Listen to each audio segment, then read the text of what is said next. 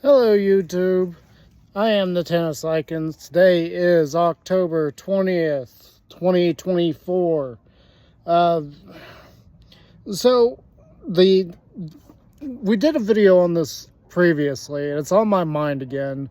It's the Enigma Machine from World War II.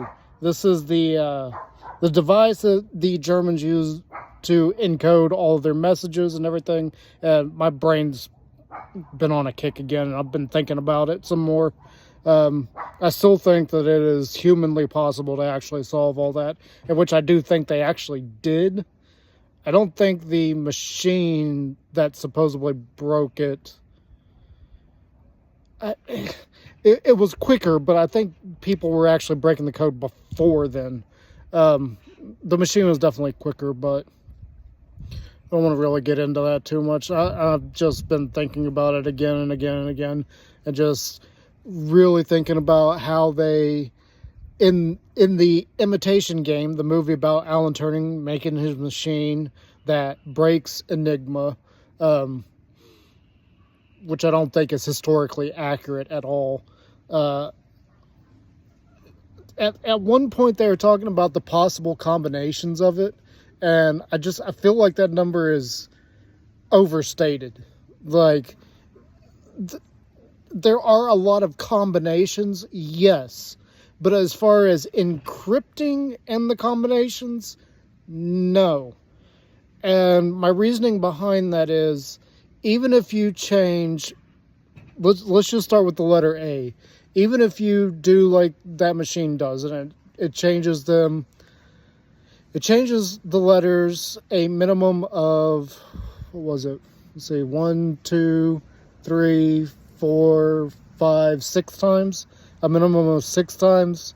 And then there's a 7th optional thing that you can do. So even if you do change it 7 times, you're ultimately just changing an A to a B. You're really only changing it once. And it doesn't matter how many steps you put in between that. You're only changing it once. It could be 15 million things that you're changing it to. You're changing the letter like 15 million times. You're still technically only changing it once.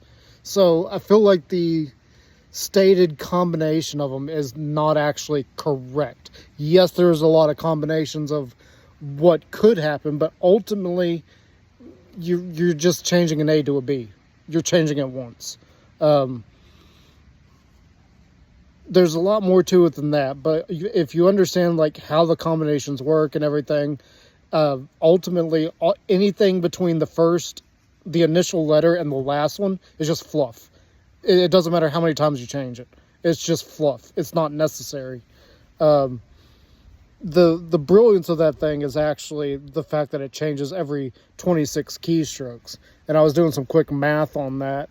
So that means the entire code would change every 26 letters. And then it was something like 474, every 474 key presses, it would then change twice. I'm not exactly sure on that. I don't know if it would change. I think it would shift. If you had the numbers side by side, the letters side by side with the coded letters, I think it would be a shift of like 2 when that second gear finally spins around. And then it would be a switch of 3, so you'd move it 3 places on the 3rd gear and then 4 places on the 4th gear.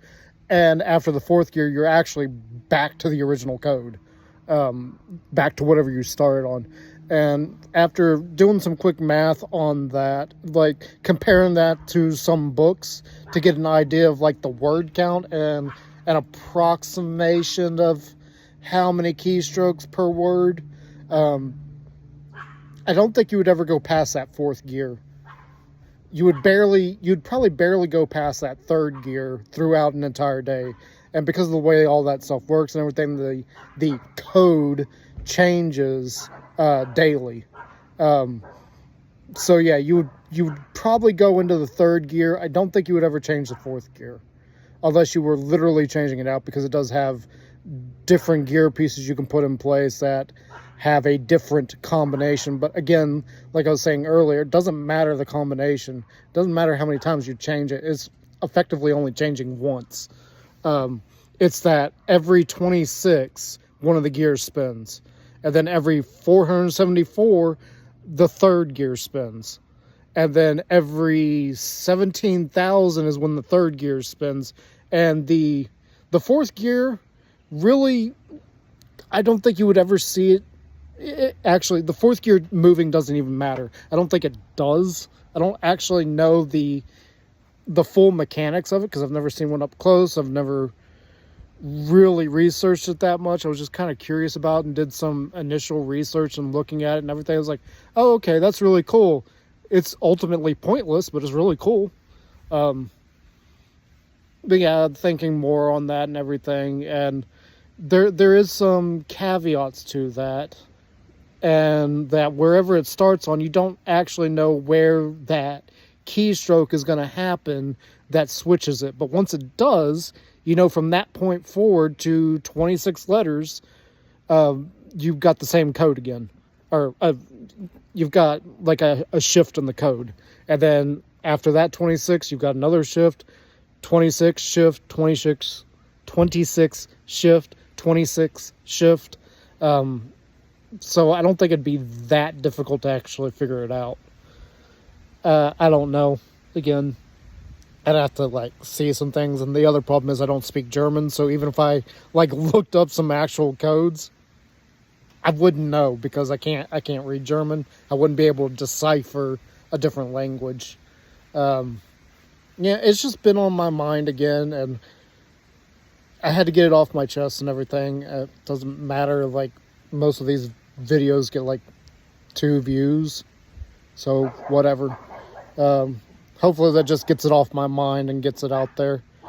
But yeah, that's what I've been thinking about for a few hours now on Sunday. So yeah, I hope you guys have a great week, and God bless and take care. I'll see you sometime soon. Bye.